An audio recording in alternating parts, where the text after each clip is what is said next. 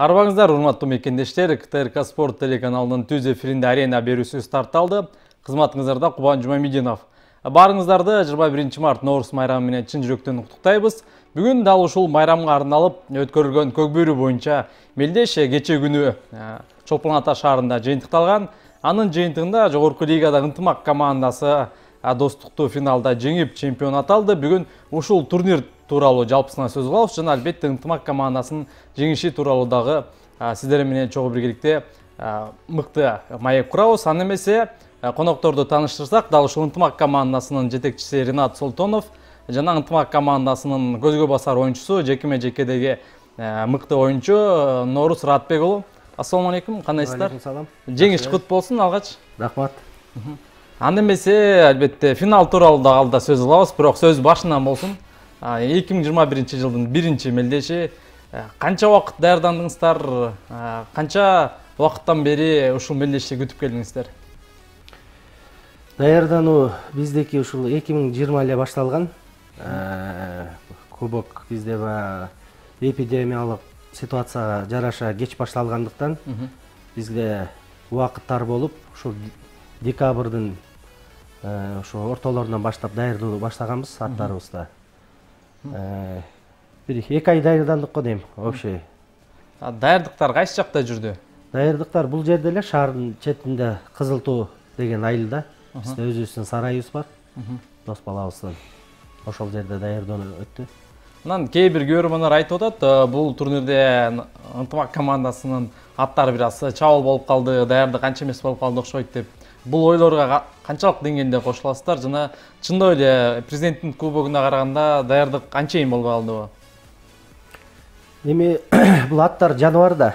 Анан биз аракет кылдык, бактык, бирок балким ошондой көрүнүшү мүмкүн.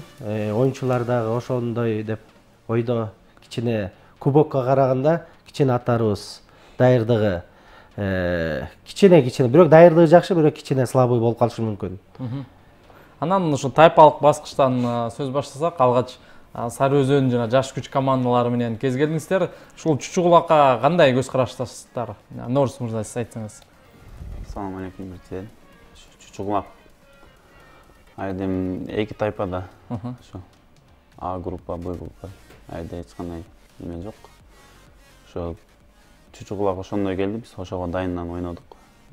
Анан Жаш күч менен алгачкы оюн болду. Анан бир аз ынтымак командасы өзүнүн күчүн үнөмдөп оюн алып барды деген сөздөр айтылды. Чындап эле үнөмдөп оюн алып бардыңыздарбы бул оюнда? Оюн мындай жакшы эле болду. Негизинен анан биз көбүнчө ортого басым жасадык. Аттарыбызды травма кылып албайык, чарчатып албайык деп. Бирок оюн аябай курч жүрүп кетти. Жаш күч менен ойногондо да оңой жеңиш келген жок.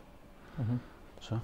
Андан соң Сары Өзөн жөнүндө. Сары Өзөн командасы менен да былтыр ушундай тайпалык баскычта кез келип 4-2 эсебинде уткансыздар. Бул ирет дагы 2-0 эсебинде уттуңуздар. Сары Өзөн командасы канчалык деңгээлде өсүптүр, мындай өнүгүү болуптур?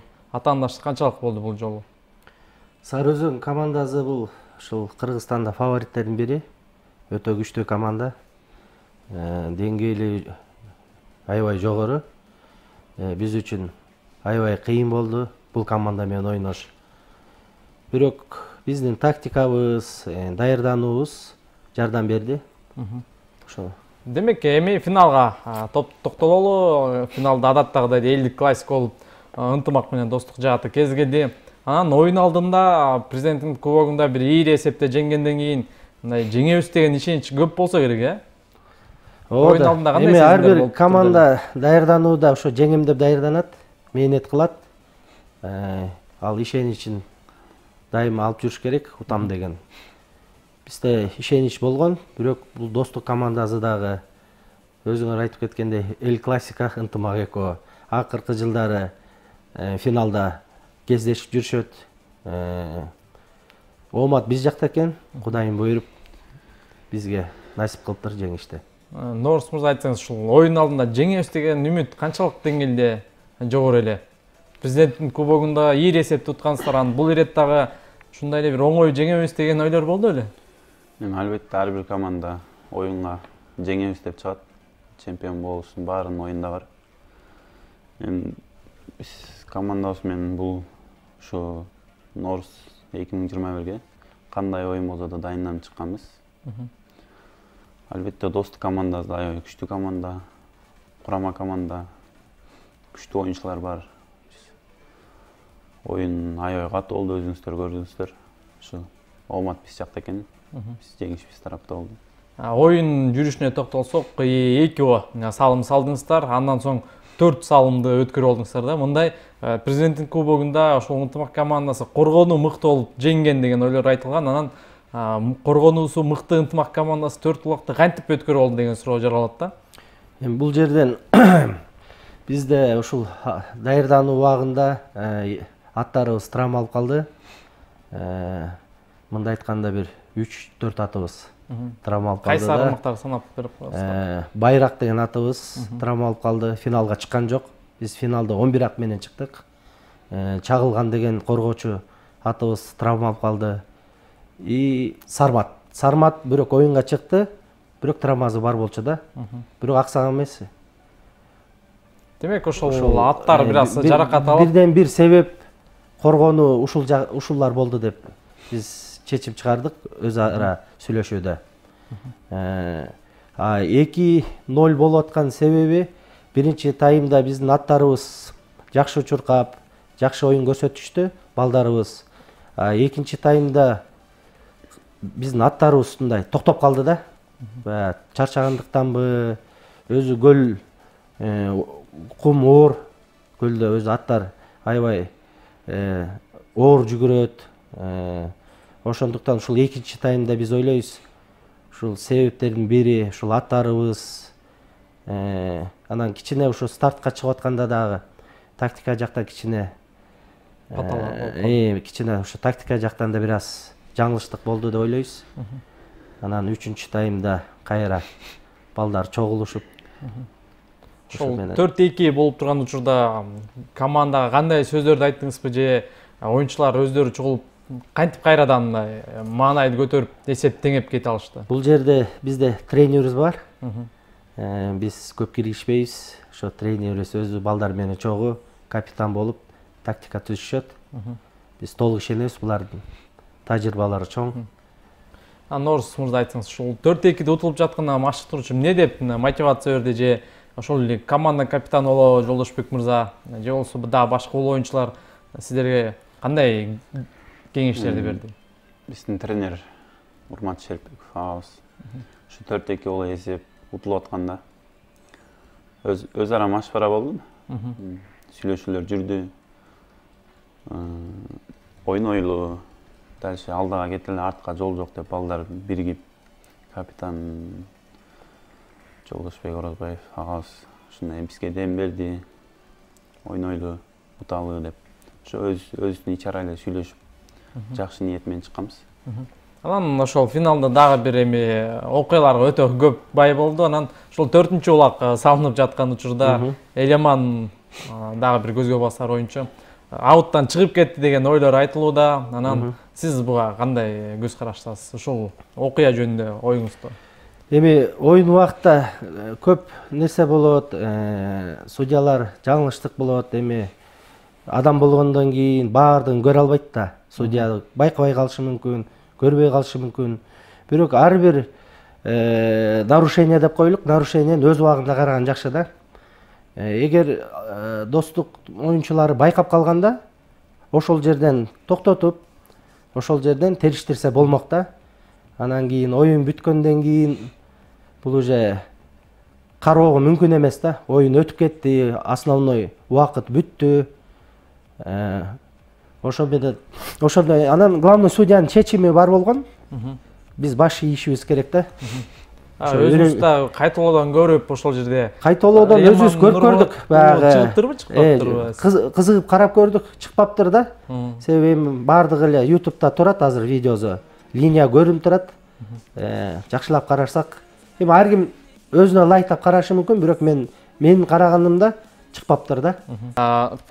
Финал жөнүндө сөз кылып жатканбыз. Финалда буллеттердин сериясында гана жеңүүчү аныкталды.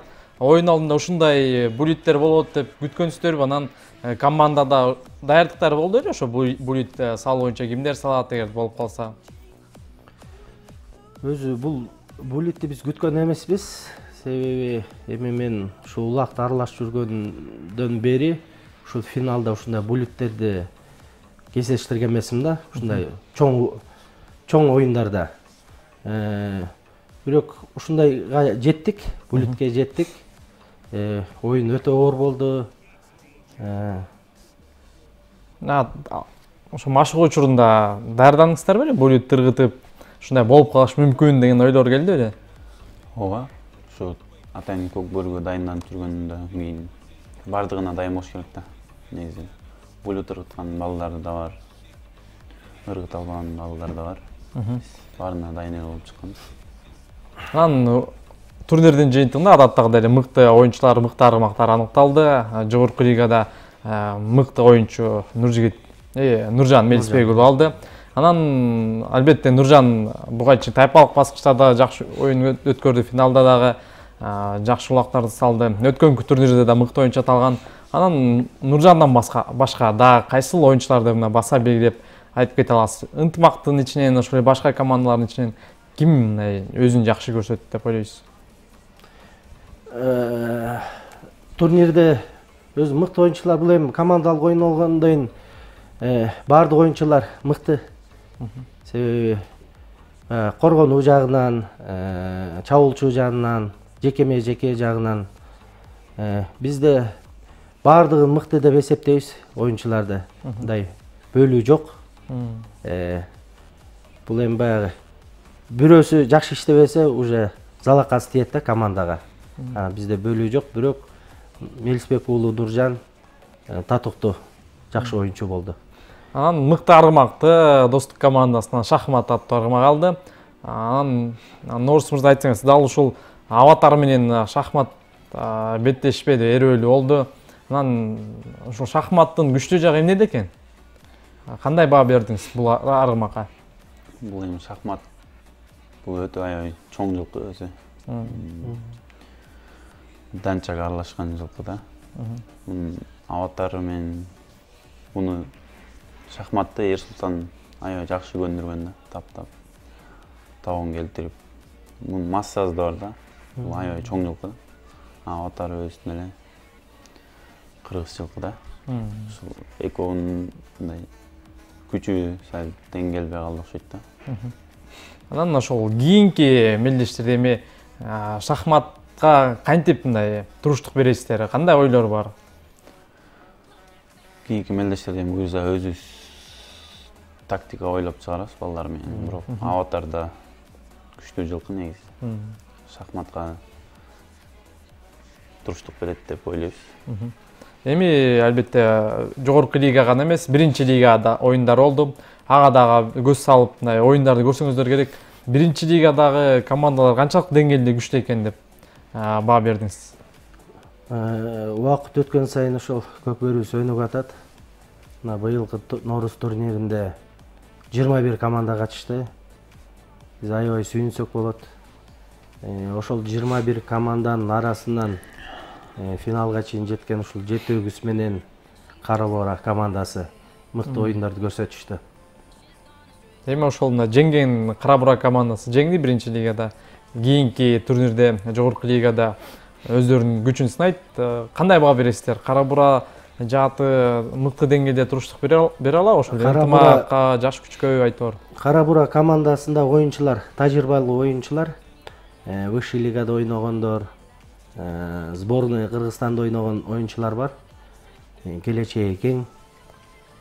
Кудайым буйрса, мынакей высшийга алар аттанышты.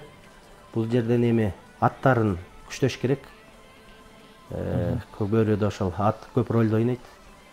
Ат жагына көңүл буруш керек, оюнчулардын жакшы белгилери.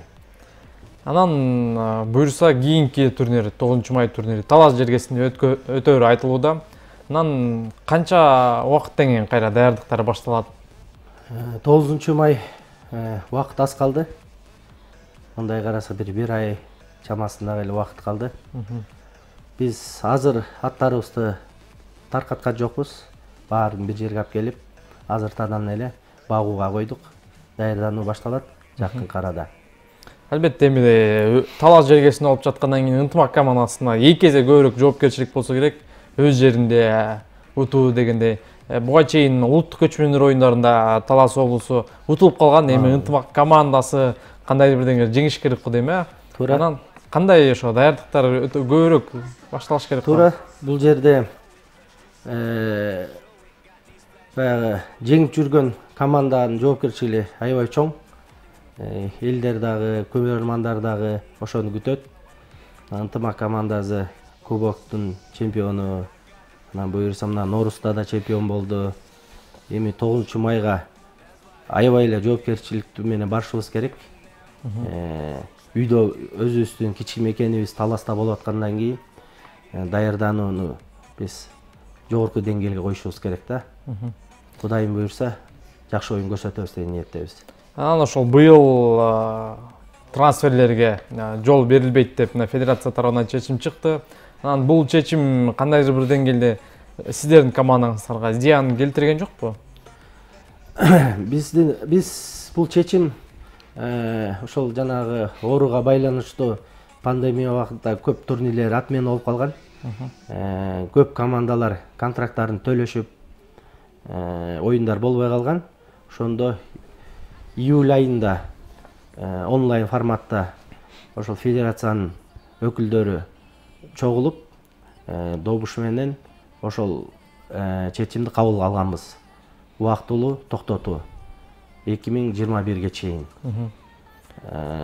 Анан кийин зыян жагы, биз кубокто чыккан составыбыз ийгиликтүү болгондуктан, балдарыбыз бири-бирин жакшы түшүнгөндүктөн биз ошол составды эле калтырганбыз. Бизге зыяны тийген жок. Баары жакшы. Анан башка командалар, ошо мисалы жогорку лигага жаңы чыгып жаткан командалар, буга чейин ушул Алато менен Мураска, эми кезек Кара Бурага зыян тийип калбайбы? Азыр эми башка күчтүү оюнчуларды каяктан табат эми алар? Же күчтүү аргымактарды каяктан табат деген суроо жаралат да. Эми бул эми Көкбөрү кандай? Команда түзүштү да.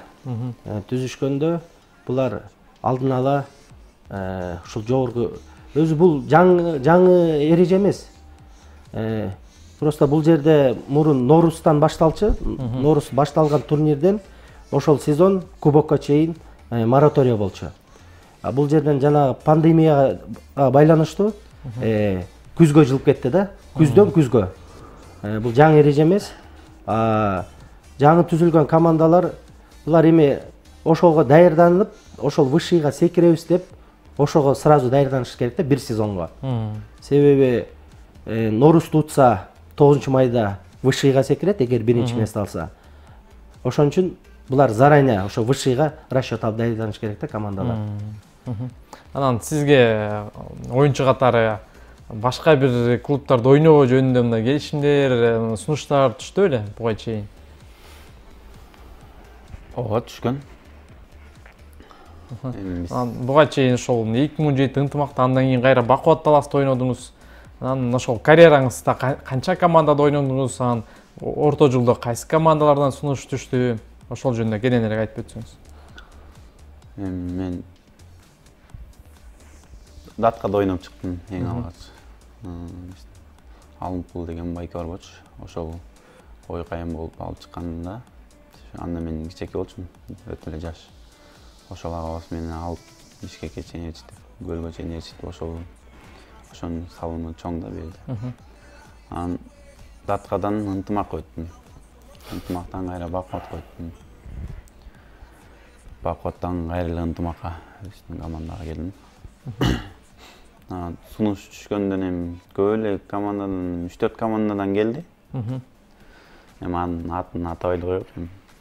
Анан ошол албетте түшкөн эми белгилүү, эмне себептен анан кетип калбай же эмне себептен ынтымакта калып калдыңыз? Эмне себеп, негизги себеби эмнеде? Негизги себеби ынтымак өзүнүн областтын, өзүнүн жердин команда болгондон кийин ошо эл жерге кызмат кылайлы, намыз үчүн, Таластын намызы үчүн деп ушу жакта акелерибиз колдоп ойноп бере дегенден биз да чыгып агалардын сөзүнөн чыга албай ойноп атабыз.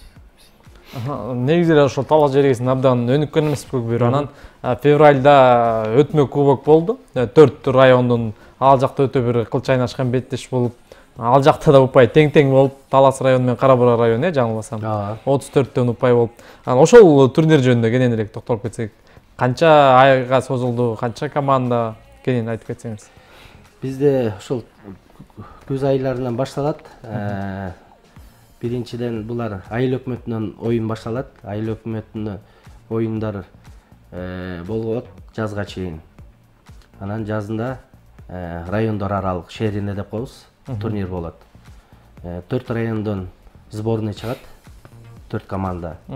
Анан ар бир район өз жергесинде оюн өткөрөт. Ошондо общий 4 оюн болот да. Финалга ошол упай боюнча Кара Бура менен Талас району чыгышты. Булардын оюну достук менен ынтымактан ким калбайт. Өтө катуу оюн болот жыл сайын. Упайлары тең болду. Бирок эреже боюнча акыркы команда упай алса, ошонуку өйдөрөк болот да. Ошондо Талас району акыркысы Талас району упай алды да. Ошо менен жеңишке ээ болду. Анан ушул турнирде сиз кайсыл райондо ойнодуңуз? Мен өзүм Манас районунда ойнойм.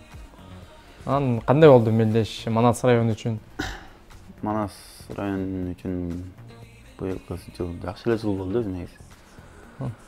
Биздин Манас жаштар бар. Ошолор аябай жакшы чыгып келатат. Чоңдорубуз да жакшы. Биздин ошо акелерибиз жаштарга көп басым жасап атыр да, биздин Манас району жаштарына. Ошолорду өстүрүүгө. Чоңдордон болсо сал аттарыбыз слабыйраак. Ортодо атыбыз жок. Ошол себептен ойноп аттык, эми финалга чыга албай эле утулуп ушинтип аттык да. Мындай жылдагыдан караганда жакшы. Анан ошо аталган өтмө кубокто ынтымактын аттары ойноду же ойногон жокпу? Ынтымактын команданын бир аты ойноду. Кайсы аты? Аватар. Талас районунда ойноду. Калгандарына уруксат берген жоксуздар же кандай? Эми мындай официалдуу түрдө запрет жок. Бирок биз эми бул ынтымактын аттары баягы клубтун аттары болгондуктан травма алып калбасын деп биз көп ойнотпойбуз да. Алар бардыгы бир жерде багууда да. Себеби оюн ар кандай болуп калышы мүмкүн. Ошон үчүн бербейбиз да. Түшүнүктүү. КТРК Спорт телеканалынын түз эфирин арена берүүсү улантууда. Бүгүн биз 21 март Ноорус майрамына арналган Көкбөрү боюнча мелдеш тууралуу сөз кылып жатабыз. Аталган турнир быйыл алгач ачык чемпионат катары Казакстандан жана Афганистандан клубтар чакырылган, бирок тилекке каршы аталган командалар келбей калды. Анан ушул боюнча сиздер кандай пикирдесиздер? Алдын ала маалымат боюнча Казакстандан да келип, бир эл аралык даражада, эл аралык деңгээлде өтөт деген ойлор болгон. Анан ушул пикирде кандай? Эл аралык башка өлкөдөн да келсе, турнир дагы болсо кызыйт беле? Албетте. Биз федерациядан маалымат укканбыз. Чакыруу кагаздары жиберилген деп.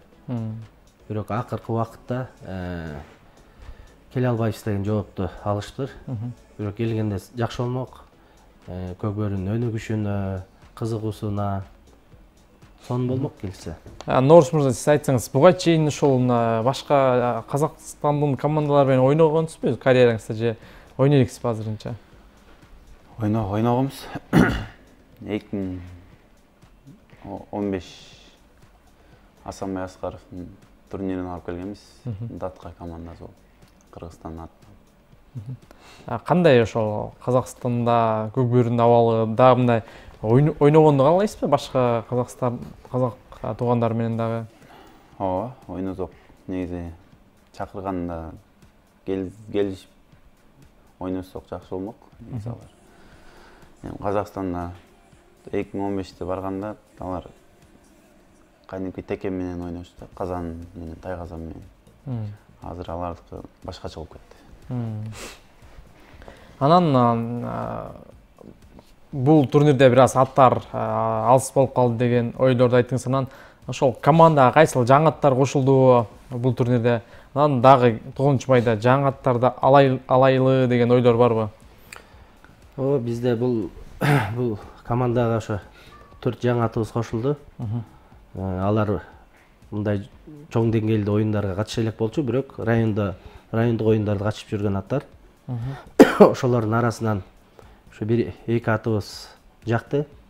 Буюрса ушул команда алып калабыз деген ниетибиз бар. Андан башка дагы өзү Көкбөрү командасына ат жетишпейт да. Эч качан 12 ат толук күчтүү болбойт. Жакшы ат болсо ала беребиз да. Анын учурда ушул командадагы эң кымбат ат деп кайсын айта аласызбы? Башка командалар же мындай сурайбы? Саат деген ойлор. Бизде командабызда ойноп аткан аттарыбыз биз үчүн аябай кымбат. Бирок баасын билбейт экем, себеби сатам деген ой жок да. Эч кимибизде бул биздин акелерибиздеки, досторубуздуку. Алардын оюнда сатып бизнес кылабыз деген ой жок. Демек ошондо ынтымак командасында кармактар кимники? Кимге тийиштүү? Бул жерде досторубуз бар. Акелерибиз бар. Ошолор 5-6 адам, 7 адам болушу мүмкүн да. Демек ар бир адамдыкы бирден же экиден аргымак бар. Например, бизде вице-президентибиз Дамир деген досубуз бар. Анын 3 ат ойнойт. Дагы биздин акебиз бар Дамир, анын 2 ат ойнойт. Ушундай байкелерибиз, ошо досторубуз жардам берет аттарды. Анан ошол мисалы талаш жергесинен чыккан ошол эле көкбөрүчтөр, ошол эле талаш жергесинен чыккан башка аргымактар башка командада ойноп жатат. Буга кандай көз караштасыз? Аттын ээлери өзү чечет. Бирок жакшы ат болсо, ошо команда ылайыктуу болсо, биз сөзсүз кайрылабыз. Кээ бир моментте беришет намыз үчүн. Кээ бир моменттерде сатып алгыла дейт. Эгер баасы бизге туура келсе сатып алабыз. Туура келбесе айла жок, ала албай калабыз. Көкбөрүчтөр боюнча башка командаларда ойноп жаткан көкбөрүчтөр тууралуу. Контракабы? Жок, эми ошол талаш жергесинен чыгып башка жакка. Бул эң сонун нерсе да. Бул эң сонун нерсе.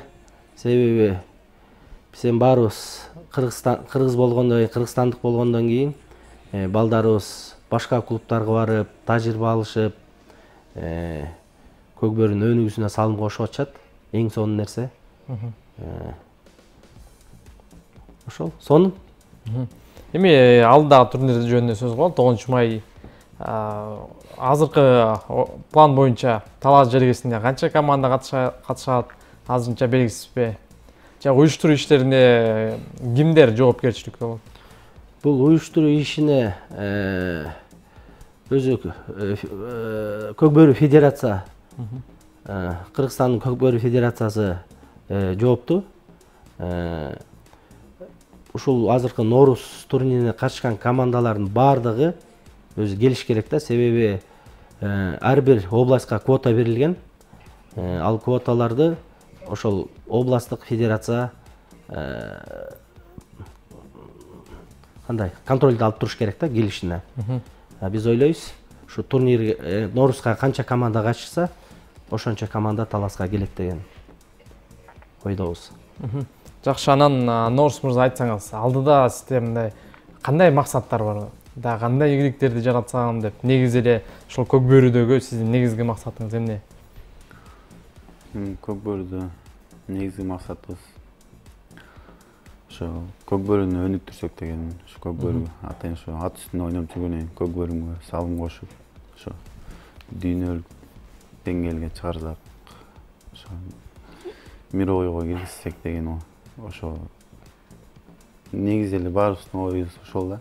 Ошо Көкбөрү өнүгүп кетсе, биз да эсте калабыз да, мындай салым коштук эле депчи.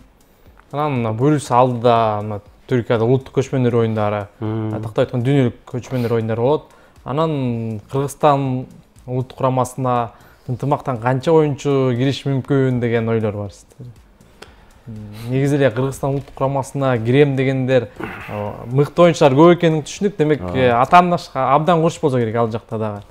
Эми өзүбүздүн федерациянын ичинде сүйлөшүүлөр болгон.